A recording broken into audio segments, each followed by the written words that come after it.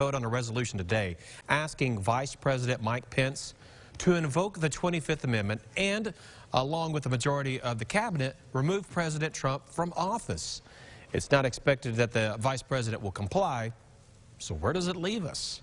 Constitutional law expert Dean Emeritus Dr. John Dipippa from the Bowen School of Law is here to explain. So let's talk about the 25th Amendment. Why would it be, first I guess maybe Dr. Dipippa explain the 25th Amendment and tell us why it would be beneficial over the impeachment process. Okay, well, the 25th Amendment was passed in the 60s after a series of incidents where presidents were incapacitated, but the Constitution wasn't clear what should happen. And the 25th Amendment says that either the president can say, I can't do my job anymore, and let the vice president take over until the president can do his job again, or, and this is what's at play now, the vice president and a majority of the cabinet could vote the president is unable to do his job, and the vice president becomes acting president until the president recovers his ability to do his job. What's significant in the difference between impeachment and 25th Amendment is that the suspension of the president's powers happens immediately, whereas the president can remain president even after he's impeached, and remains president until the Senate would vote to remove him. And So, how long would that take for the Senate to do it? You got to have a trial. He's going to have his lawyers. I mean, that could be delay. And there are 8 days. Oh, time's up. And I guess right. And I think that's why there's such a push for the 25th Amendment, because it's immediate. And there are some time frames in the 25th Amendment where the president can say, no, I can do my job, but Congress gets 4 days and up to 2 weeks to figure out whether the president can do his job. And so for people who want the president removed immediately, the 25th Amendment is the most secure way to do that.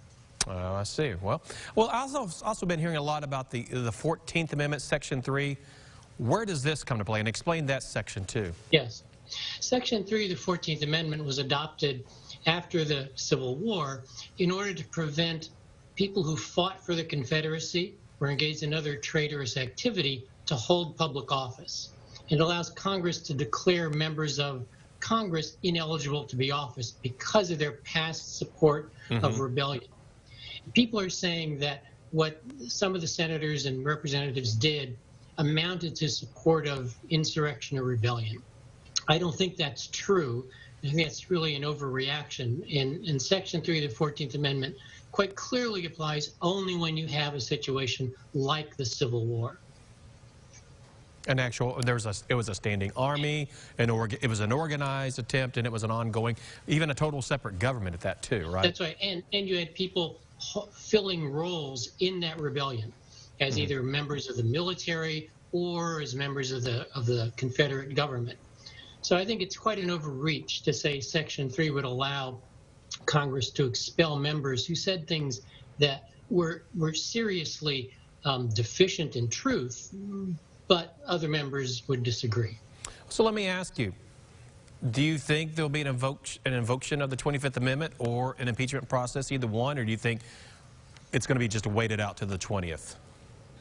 I don't think we'll see the 25th Amendment because that requires the vice president to start it and a majority of the cabinet to vote in favor of it. It just doesn't seem that the vice president wants to do that.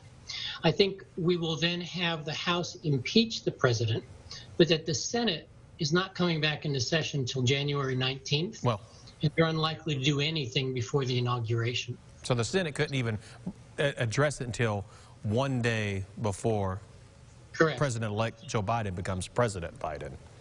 Now, it's important to know that after the president leaves office, the Senate could still hold an impeachment trial.